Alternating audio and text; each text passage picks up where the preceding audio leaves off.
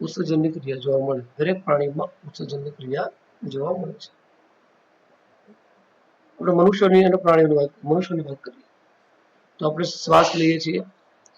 શ્વાસમાં carbon dioxide વાયુ પણ લઈએ છીએ, પાણી પીએ છીએ અને ખોરાક લઈએ છીએ અને ખોરાકનું પાચન થાય છે. આ સમગ્ર પ્રક્રિયા દરમિયાન શરીરની અંદર કેટલાક નકામા પદાર્થો પણ ઉત્પન્ન થાય છે. નકામા દ્રવ્યો ઉત્પન્ન થાય છે, પાણી રૂપે અને અન્ય રૂપે શરીરમાંથી આપણે બહાર કાઢીએ છીએ. એને ઉત્સર્જન કહીએ છીએ. ઉત્સર્જન પ્રાણીઓ છે, મનુષ્ય અને પ્રાણીઓ કે જે પેશાબ મારફતે અથવા આપણને ઘણી વખત પરસેવો થાય, પરસેવા દ્વારા અથવા તો મળ સ્વરૂપે શરીરની બહાર આપણે નકામા દ્રવ્યો છે એ કાઢીએ છીએ, એને ઉત્સર્જન કહેવામાં આવે છે. ઉત્સર્જન. તો વનસ્પતિમાં પણ ઉત્સર્જનની ક્રિયા જોવા મળે છે. વનસ્પતિમાં પણ ઉત્સર્જનની ક્રિયા જોવા મળે છે. તો વનસ્પતિમાં કેવી રીતે?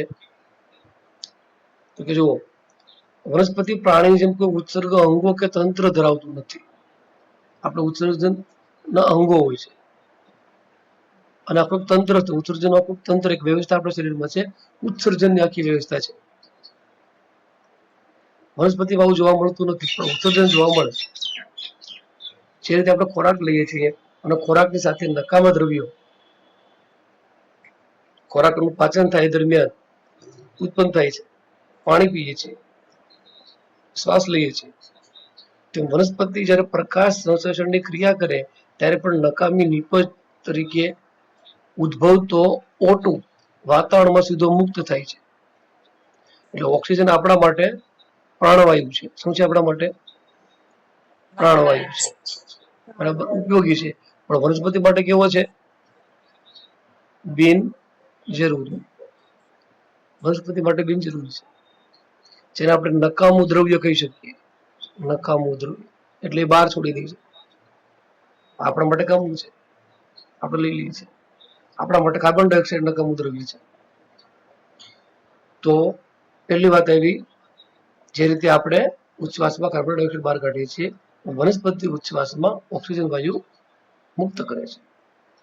બીજું, વનસ્પતિઓ બાષ્પોત્સર્જનની ક્રિયામાં વધારાના પાણીને વાયુ રંધ્રો દ્વારા મુક્ત કરે છે. રંધ્ર એટલે શું? તો રંધ્ર એટલે છિદ્ર કહેવાય. આમ તો કાણું થાય, કાણું, પણ એ બહુ મોટું કાણું, બહુ મોટું કાણું કહી શકીએ. એકદમ ટાંકણીની અણી જેવું છિદ્ર હોય તો રંધ્ર કહીએ છીએ.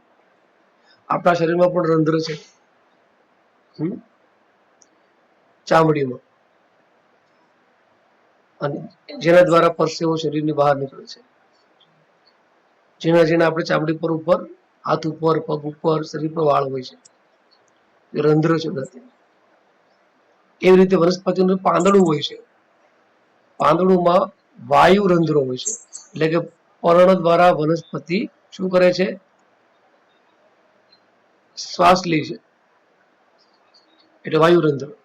અને વાયુરંધ્ર દ્વારા તે વનસ્પતિ વધારાનું પાણીને દૂર કરે છે.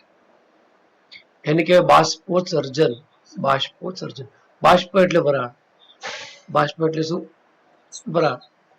તો વરાળના સ્વરૂપે વનસ્પતિ વધારાના પાણીને બહાર કાઢે છે. કોના દ્વારા બહાર કાઢે છે? વાયુરંધ્ર. કેટલીક વાર વનસ્પતિઓ નકામા ઉત્સર્ગી પદાર્થોનો પર્ણમાં સંગ્રહ કરે છે અને છેવટે આ પર્ણો ખરી પડે છે.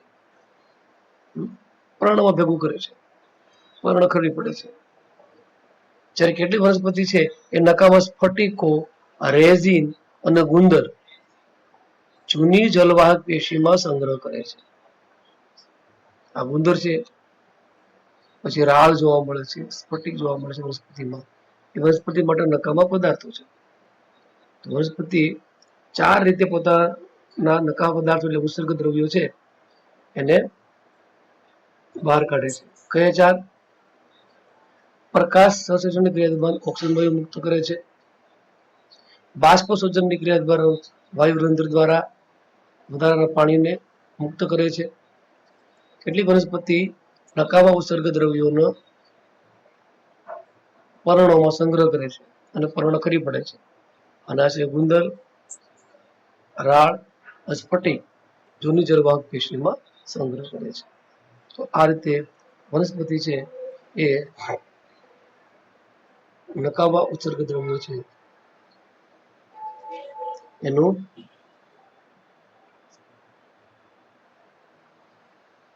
નકામા ઉત્સર્ગ દ્રવ્યો છે એનો નિકાલ કરે છે. રેડી? ખ્યાલ આવી ગયો?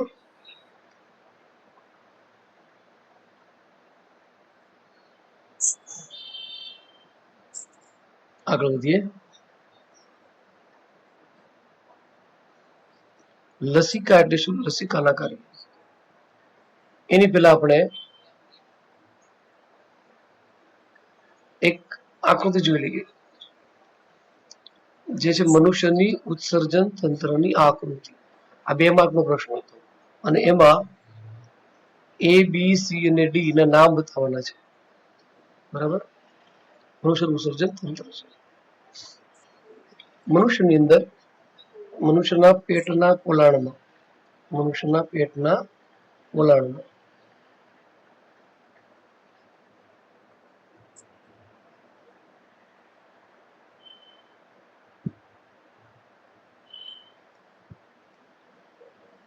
ઉત્સર્જન તંત્ર આવેલું હોય છે. એમાં જુઓ, મૂત્રાશય, મૂત્રપિંડ, માર્ગ અને મૂત્રવાહી.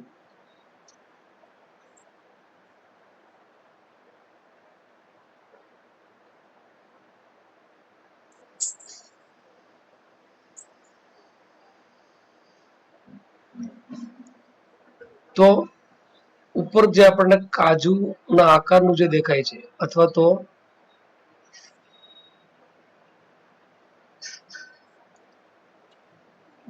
વાલ જેવું, એ છે મૂત્રપિંડ. જેને આપણે કિડની કહીએ છીએ અંગ્રેજીમાં. શું કહીએ છીએ?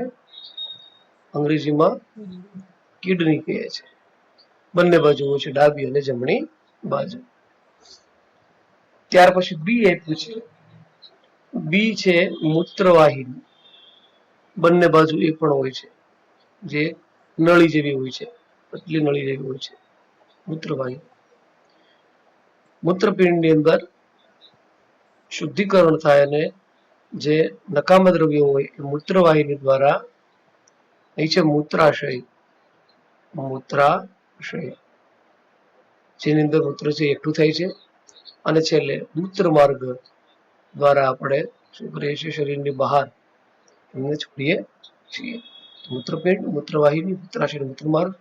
આ પ્રશ્ન વિસ્તૃત આપણે અભ્યાસ કરવાનો આવશે ત્યારે વિસ્તૃત દરેક અંગ વિશે માહિતી મેળવીશું. આકૃતિ પણ છે એ આપણે તૈયાર કરવાની આવશે. તફાવત આવે છે રુધિર અને લસિકા. જો રુધિર તો આપણે જાણીએ છીએ. રુધિર એટલે શું છે? આપણે ખબર છે. રુધિર એટલે રક્ત અથવા તો લોહી.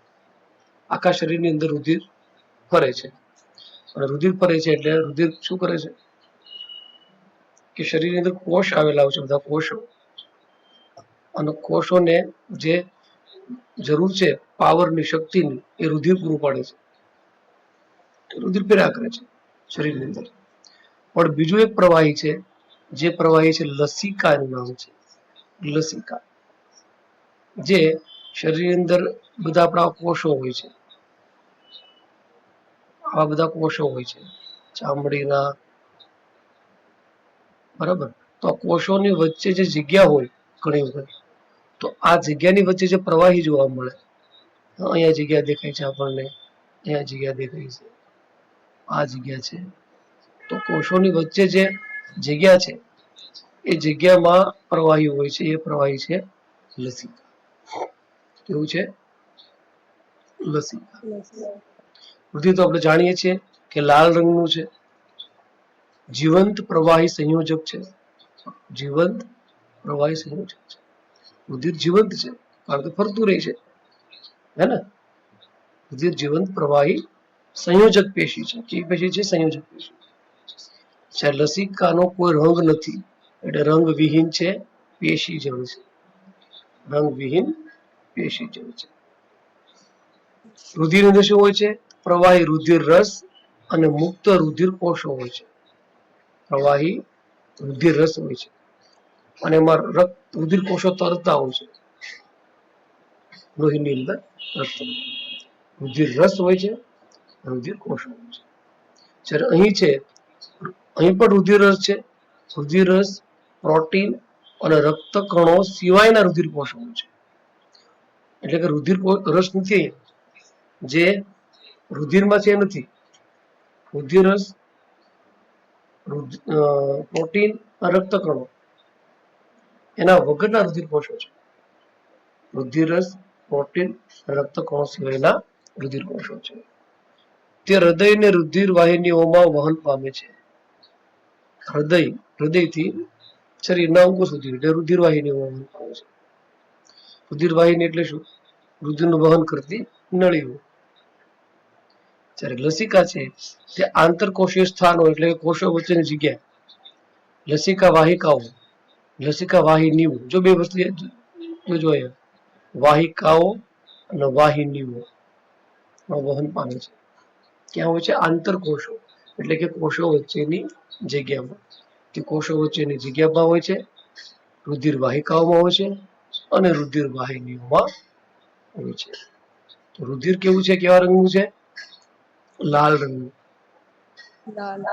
જીવંત પ્રવાહી સંયોજક પેશી છે. જે લસિકા છે એ રંગ વગરનું છે, પેશી જળ છે. રુધિરમાં શું હોય છે?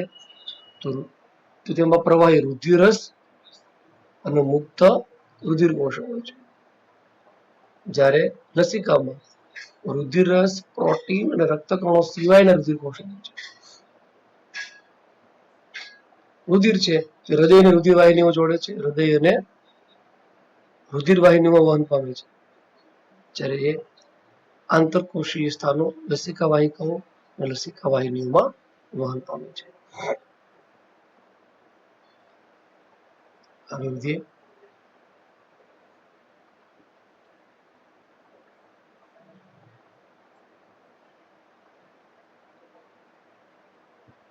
એક પ્રશ્ન છે,